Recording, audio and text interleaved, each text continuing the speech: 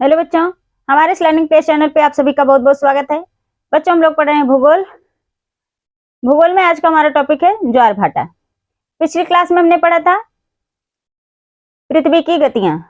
तो पृथ्वी की गति क्या होती है, पृथ्वी की गतियां कितने प्रकार की होती हैं, ये सब पिछली क्लास में हमने पढ़ा था। ठीक है, आज हम लोग पढ़ेंगे ज्वार भाटा। बच्चों, ज्वार भाटा क्या होता है? विभिन्न कारणों से समुद्र के तल का ऊपर उठना तथा नीचे गिरना ज्वार भाटा कहलाता है। तो कई कारण हैं ज्वार भाटा के, तो चलिए देखते हैं ज्वार भाटा। सबसे पहला प्रश्न यही आता है, ज्वार भाटा क्या होता है? तो देखते हैं ज्वार भाटा। विभिन्न कारणों से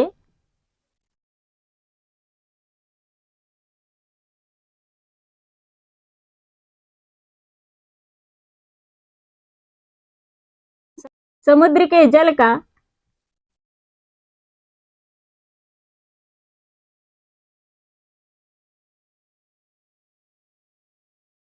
ऊपर उठना तथा नीचे गिरना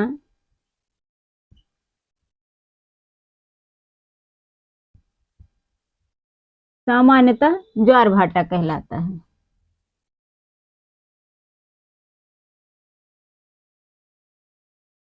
सामान्यतः ज्वार भाटा कहलाता है।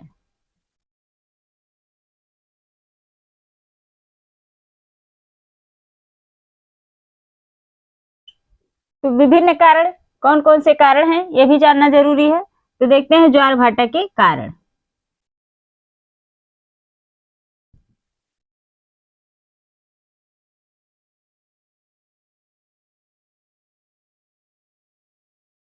ज्वार भाटा के कारण कई कारण हैं। इसमें पहला कारण है सूर्य का गुरुत्वाकर्षण बल। सूर्य का गुरुत्वाकर्षण बल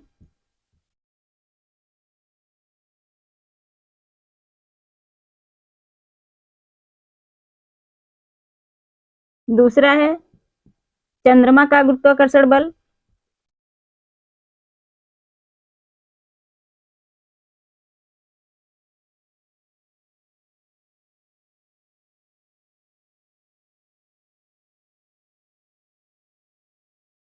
और तीसरा कारण है अपकेंद्रीय बल।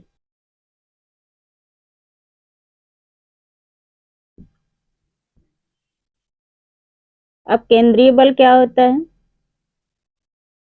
पृथ्वी के घूर्णन से उत्पन्न होता है। किससे? पृथ्वी के घूर्णन से उत्पन्न होता है।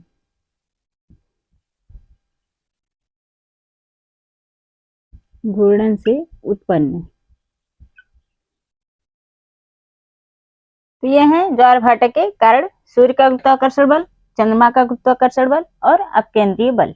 अपकेंद्रीय बल पृथ्वी के घूर्णन से उत्पन्न होता है। ठीक है बच्चों, पृथ्वी पर सूर्य की अपेक्षा चंद्रमा का आकर्षण बल 2 गुना अधिक लगता है। तो यहां तक नोट कर लीजिए। चलिए देखते हैं ज्वार भाटा के प्रकार। ज्वार भाटा 2 प्रकार के होते हैं, निम्न ज्वार और उच्च ज्वार। ठीक है, कौन कौन से होते हैं? उच्च ज्वार और दूसरा है निम्न ज्वार।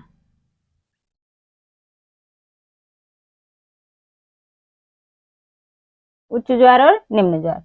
तो सबसे पहले हम लोग देखते हैं उच्च ज्वार।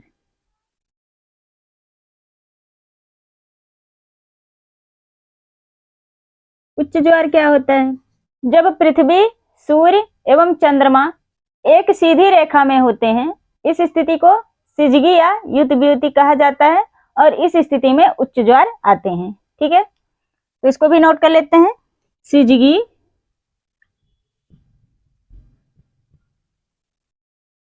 या इसे युति वियुति भी कहते हैं। युति वियुति की स्थिति में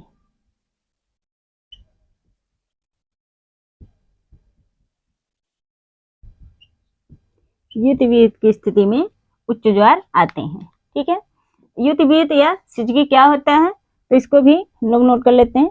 जब पृथ्वी, सूर्य और चंद्रमा एक सीधी रेखा में होते हैं, जब पृथ्वी, सूर्य एवं चंद्रमा एक सीधी रेखा में होते हैं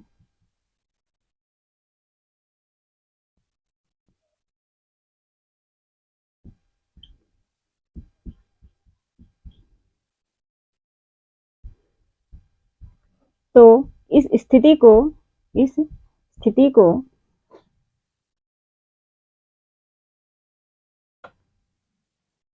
सिजगी या युति कहा जाता है। युति कहा जाता है। ठीक है, यहाँ तक नोट कर लीजिए। चलिए देखते हैं आगे। तो हम लोग पढ़ रहे हैं उच्च ज्वार। इसमें दूसरा पॉइंट है, सूर्य ग्रहण के कारण भी उच्च ज्वार आते हैं। सूर्य ग्रहण क्या होता है? सूर्य ग्रहण ये भी जानना आवश्यक है। सूर्य ग्रहण क्या होता है? जब सूर्य तथा पृथ्वी के मध्य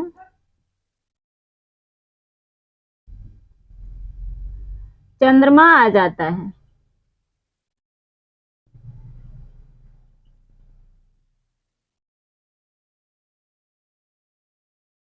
तो इस स्थिति को सूर्य ग्रहण कहा जाता है। और दूसरा पॉइंट है, अगला पॉइंट है तीसरा। इस स्थिति में, सूर्य ग्रहण की स्थिति में, इस स्थिति में सूर्य एवं चंद्रमा का संयुक्त आकर्षण बल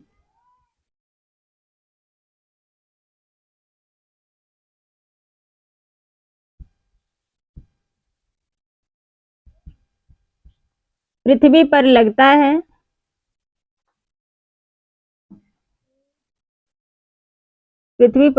है, जिससे उच्च ज्वार आते हैं,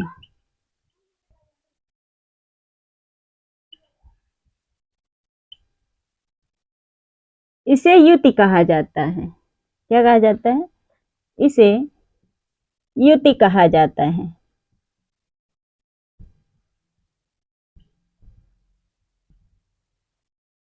यह कब होता है? अमावस्या को। यह अमावस्या के दिन होता है। यह अमावस्या के दिन होता है।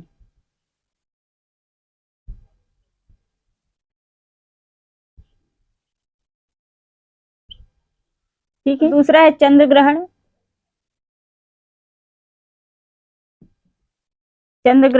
यह चंद्र ग्रहण में भी उच्च ज्वार आते हैं। जब सूर्य एवं चंद्रमा के मध्य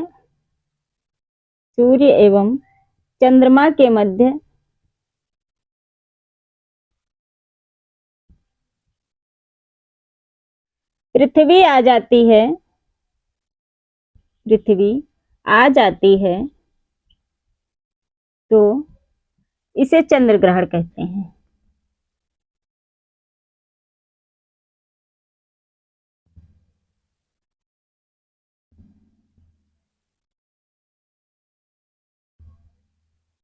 यह स्थिति पूर्णिमा के दिन होती है। यह पूर्णिमा के दिन होता है।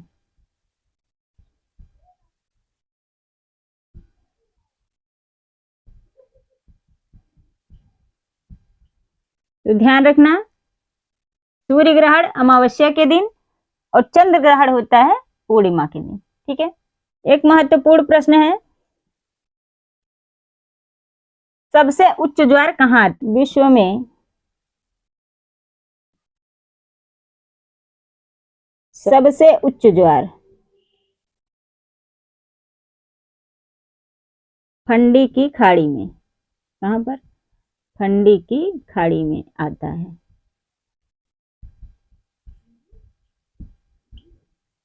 ठीक है। तो महत्वपूर्ण प्रश्न है, विश्व में सबसे उच्च ज्वार फंडी की खाड़ी में। यहां तक नोट कर लीजिए। सूर्य ग्रहण क्या होता है? जब सूर्य तथा पृथ्वी के मध्य चंद्रमा आ जाता है तो इसे सूर्य ग्रहण कहा जाता है। इस स्थिति में सूर्य एवं चंद्रमा का संयुक्त आकर्षण बल पृथ्वी पर लगता है, जिससे उच्च ज्वार आते हैं। ठीक है। यह कब होता है? अमावस्या के दिन। और चंद्र ग्रहण, सूर्य एवं चंद्रमा के मध्य पृथ्वी आ जाती है तो इसे चंद्र ग्रहण कहा जाता है। और यह कब होता है? पूर्णिमा के दिन होता है। ठीक है। विश्व में सबसे उच्च ज्वार फंडी की खाड़ी में आते हैं। बच्चों एक प्रश्न और है, भारत में सबसे ऊंचा ज्वार कहां पर आता है? तो ये आता है गुजरात के तट पर औखा नामक स्थान पर सबसे ऊंचा ज्वार आता है। ठीक है। कहां पर? भारत में गुजरात के तट पर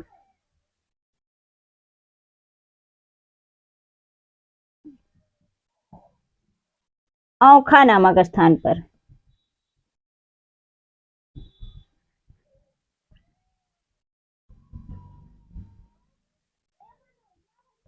सबसे ऊंचा ज्वार आता है। क्या है? सबसे ऊंचा ज्वार आता है।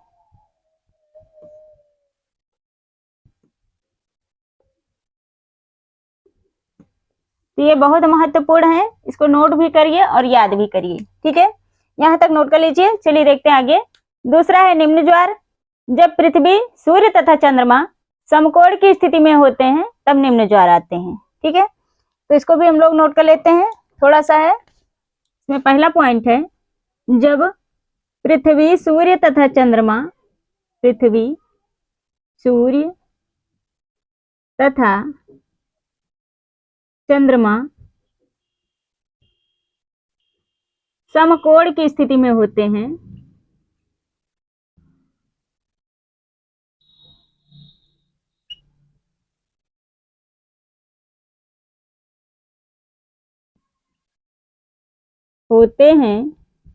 तो निम्न ज्वार आते हैं।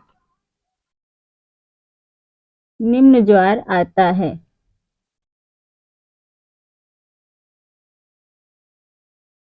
अगला पॉइंट है, निम्न ज्वार कृष्ण पक्ष और शुक्ल पक्ष, कृष्ण पक्ष और शुक्ल पक्ष के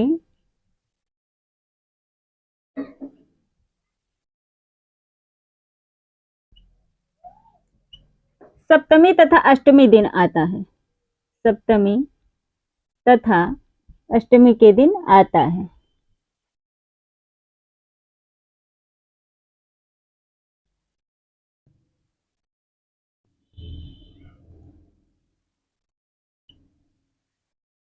ठीक है, यह है निम्न ज्वार। जब पृथ्वी, सूर्य तथा चंद्रमा समकोण की स्थिति में होते हैं तो निम्न ज्वार आता है।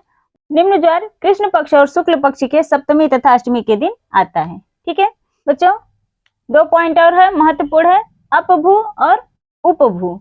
अपभू क्या होता है, उपभू क्या होता है, यह भी जानना आवश्यक है। तो इसको भी आप लोग नोट कर लीजिए।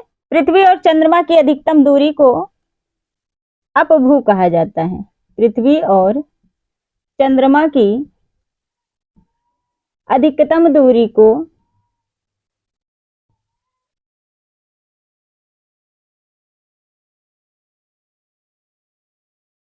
अपभू कहा जाता है।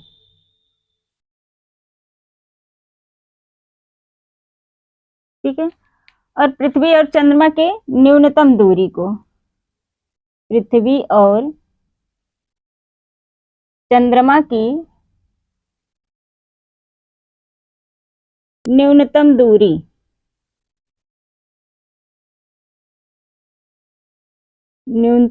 को उपभू कहा जाता है। क्या कहा जाता है? उपभू। ठीक है, तो ये बहुत महत्वपूर्ण है, इसको आप लोग जरूर ध्यान रखना। तो बच्चों ये है ज्वार भाटा, यहाँ तक आप लोग नोट कर लीजिए और ध्यान से पढ़ते चलिए। आज के लिए इतना ही, मिलते हैं नेक्स्ट क्लास में नए टॉपिक के साथ। Thank you.